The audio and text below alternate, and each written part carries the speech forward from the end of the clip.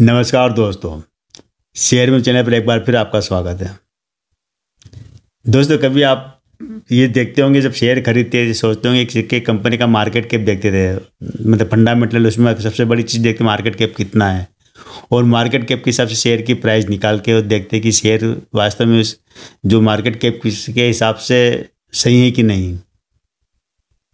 लेकिन आज मैं जिस कंपनी का शेयर लेकर आया हूँ, जिसकी जानकारी मेरे व्यूवर ने मांगी थी, मुझे खुद आश्चर्य हुआ कि मार्केट के एक नाम मात्र का मार्केट कैप और शेयर की प्राइस इतनी ज़्यादा हज़ारों में है। शेयर की प्राइस मतलब 10-20 या हज़ार सैकड़ों में हज़ारों में प्राइस है। इसका नाम है पोल्सन लिमिटेड।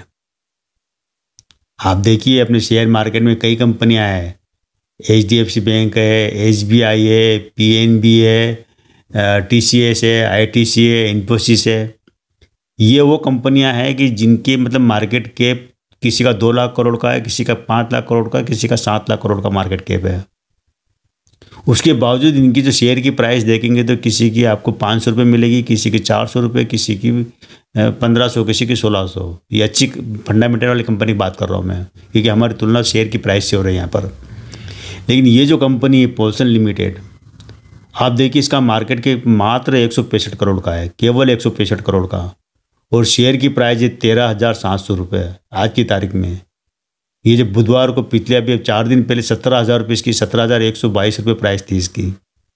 उसके पहले अगर देखे जाए पूरे अगर साल का देखे जाए तो साल के अंदर इसका करीब 22,000 रुपये इसकी शेयर की प्राइस रही है, और लो देखेंगे तो वो भी 9,000 रुपये का 100 रुपये का शेयर की प्राइस रही है। पूरे लाइफ टाइम का अगर देखेंगे तो 220 रुपये शेयर की प्राइस रही है, और हाई रहा है 22,000 रुपये शेयर की प्राइस। आप खुद आश्चर्यचकित रह जाएंगे कि मात्र 165 करोड़ का मार्केट कैप वाली कंपनी का शेयर की प्राइस इतनी ज़्यादा कैसे है। और इसकी जो फेस वैल्यू देखिए, आमतौर पर फेस वैल्यू कंपनी की किसी कंपनी के शेयर की होती है जब लिस्ट होता है तो 10 रुपये होती है, 2 रुपये होती है, 1 रुपये होती है, किसी की 5 रुपये भी होती है। लेकिन इसकी फेस वैल्यू 50 रुपये है। अभी क्या चल रहा है, 50 रुपये क्यों है, क्या ये बड़ा जानकारी निकालना बड़ा मुश्किल है। और इसकी जो EPS है शेयर की, आप देखो अर्निंग पर शेयर, वो 528 रुपये का है। बुक वैल्यू देखेंगे तो बुक वैल्यू करीब इसकी 1 रुपये 40 पैसे के आसपास बुक वैल्यू है। और इसका रेवेन्यू की बात करेंगे, रेवेन्यू आप देखिए केवल मात्र 22 करोड़ का रेवेन्यू आया है इनको, लेटेस्ट रेवेन्यू। और उसमें जो प्रॉफिट हुआ है इनको केवल 1 करोड़ रुपये प्रॉफिट हुआ, 1 सवा करोड़ का प्रॉफिट हुआ मात्र। कंपनी का 165 करोड़ का मार्केट कैप है, और कर्जा देखा जाए तो करीब 40 करोड़ का कर्जा है, जिसमें शॉर्ट टर्म, लॉन्ग टर्म और अन्य देनदार है। सब मिला के करीब 40 करोड़ के आसपास कर्जा है। अगर 40 करोड़ रुपये भी हटा दिया जाए तो कंपनी की जो मार्केट कैप बचता है 100-125 करोड़, मतलब 120-25 करोड़ का, 125 करोड़ मान लीजिए। उसके बावजूद भी शेयर की प्राइस इतनी ज़्यादा। प्रमोटर की होल्डिंग अच्छी है, 75% होल्डिंग प्रमोटर के पास इसमें। तो ये जब इस कंपनी में क्या है हो रहा है, क्या है इस कंपनी की पूरी गणित, पूरी कहाँ से स्टार्ट है, सारी जानकारी मैं आपको विषय ढूंढ दूंगा। आपको समझने की कोशिश करिएगा कि इसकी प्राइस इतनी क्यों है, और अगर आपको पता चलता है कि प्राइस इतनी ज़्यादा है तो आप ज़रूर मुझे बताइएगा। ये कंपनी 2002 के आसपास शेयर मार्केट में लिस्ट हुई, लेकिन कंपनी की जो स्थापना की थी पेस्टन जी एडुल जी ने की थी 1900 में, 1915 के आसपास, जब हमारा देश गुलाम था। और अब हम इसकी कहानी पा जाते, जब हमारा देश गुलाम था और अंग्रेज़ों का शासनकाल था, तो अंग्रेज हमारी तरह दाल रोटी कम खाते थे, वो ब्रेड बटर वगैरह इस तरह की चीज़ें ज़्यादा खाते थे। तब इस कंपनी की स्थापना की थी पेस्टन जी एडुल जी ने 1915 के आसपास। और वो बटर बनाते थे, बटर और कॉफ़ी बना के क्या करते थे, सेना को सप्लाई करते थे, अंग्रेज़ों की फिरंगी सेना उनको सप्लाई करते थे। और एक जाना माना नाम था वो, क्या जो इनका बनाने का तरीका भी अलग था कि ये बासी जो क्रीम होती थी, दूध की क्रीम होती थी, उसी से बना के देखते थे। तो इस कंपनी की क्या मोनोपोली थी उस समय इनके टक्कर की कोई कंपनी थी नहीं देश में। और इनकी मोनोपोली ये थी कि उस समय जो किसान लोग थे जो दूध पशुपालन करते थे, तो दूध बेचते थे, तो उनको मजबूर किया जाता था वो अपना दूध इनको ही बेचे, इसी कंपनी को बेचे, कि कहीं और बेच नहीं सकते वो दूध। ये कंपनी की मोनोपोली के कारण कंपनी ज़बरदस्त चली और पैसा भी खूब कमाया, लेकिन अंग्रेजों की मतलब अंग्रेजों का सहयोग था इस कंपनी को।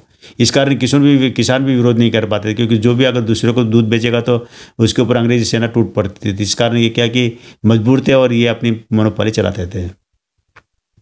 लेकिन बाद में क्या हुआ कि ज़्यादा दिन नहीं चल, देश आज़ाद होने के बाद जब हमारी पहली सरकार बनी, तब तक मतलब ये सरदार पटेल जो हमारे गृह मंत्री थे, उनके ध्यान में ये बात आई कि जो किसान है, किसानों को मजबूर किया जाता है कि इस कंपनी द्वारा, जो कि पोल्सन लिमिटेड है, मजबूर किया जाता है कि दूध उनको बेचे, लेकिन ऐसा नहीं चलेगा। तो हमारे जो गृह मंत्री है सरदार पटेल वगैरह, इन्होंने सहकारिता शुरू की। सहकारिता अंदर मतलब कहते हैं कि ये कैसे विभाग बना दिए जिसके अंदर जो सहकारी समितियां बना के उसके थ्रू मतलब व्यापार चलेंगे। किसान वगैरह जो अपना माल सहकारी समितियों को बेचेंगे, और फिर जिसको भी खरीदना वो सहकारी समिति से खरीदेंगे। मतलब ये कि किसान अब अपने माल को मजबूर नहीं किसी भी एक व्यक्ति को बेचने के लिए।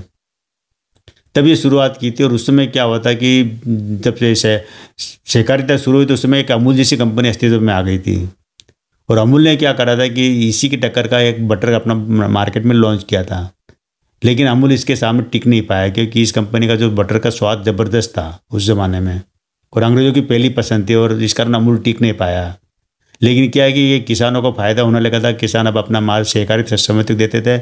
इस कारण ये कंपनी संकट में आ गई, क्योंकि इसको अब ज़्यादा कीमत चुकाना पड़ती थी किसानों को, या मतलब किसान से मतलब अब ये इनको सहकारी समिति से दूध वगैरह खरीदना पड़ते थे। इस कारण ये कंपनी संकट में आ गई थी।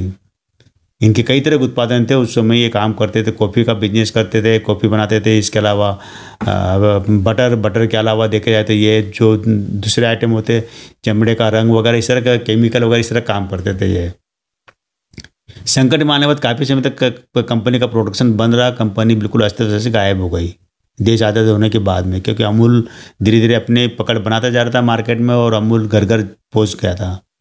और अमूल का जो ताजी क्रीम का वो बटर बनाते थे, इस कारण स्वादिष्ट भी होता था और ज़्यादा लोगों को पसंद का था वो। तो अमूल के कारण क्या है कि ये कंपनी ख़त्म हो चुकी थी एक बार। उसके बाद में इस कंपनी को खरीद लिया, दो पति ने खरीदा, मतलब जो अमल कपाड़िया और सुशीला कपाड़िया और एक जगदीश जी, मतलब इन्होंने मिलकर इस कंपनी को खरीद लिया।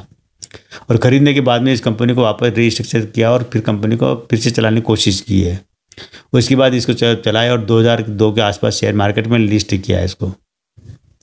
उसके बाद ये शेयर चढ़ते जा रहा है, लेकिन अब अभी तक इस कंपनी का जो शेयर इतना महंगा बिक रहा है कि इसको इसमें खरीदने की मतलब मैं तो कोई सलाह देता नहीं इस कंपनी का शेयर खरीदा है, क्योंकि मार्केट के बहुत कम है।